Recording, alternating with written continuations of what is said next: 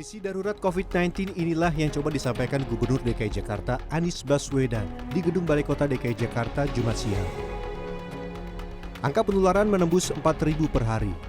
Lebih dari 600 pasien COVID-19 adalah usia anak.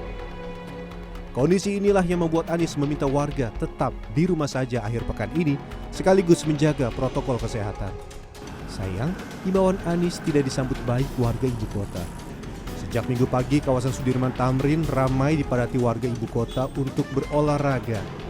Dan hanya berkerumun, tidak sedikit yang bahkan tidak bermasker, meski angka penularan COVID-19 di Jakarta tengah melonjak tinggi. Apa udah nggak pakai masker nih? Tadi Hah? bawa sih keringetan. Bawa ya, tapi nggak dipakai ya lagi goes.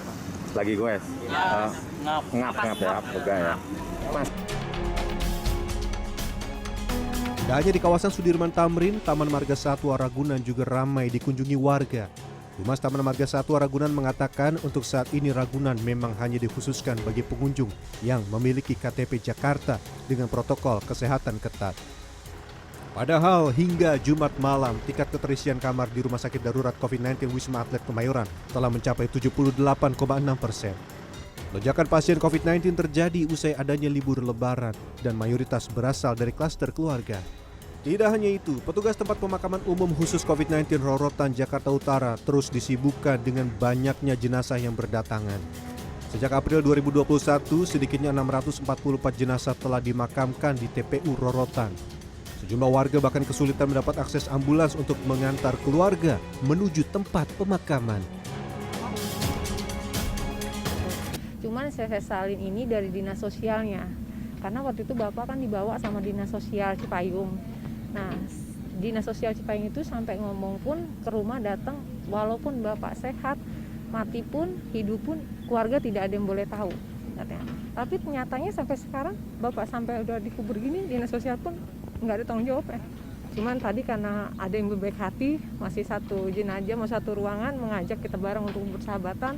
Biaya ambulan dia yang bayar, kita numpang di situ satu ambulan.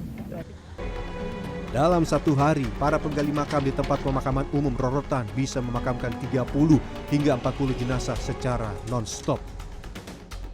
Data Satgas COVID-19 DKI Jakarta menyebut dalam 2 hari terakhir ibu kota memiliki lonjakan tertinggi. 18 Juni 2021 tercatat 4.737 kasus. Sedangkan 19 Juni 2021 mencapai 1.352 kasus. Jauh melonjak dari tahun lalu yang hanya bertambah 140 kasus. Jika keadaan ini tidak menjadi perhatian semua pihak, maka kita harus bersiap dengan lonjakan kasus yang lebih besar.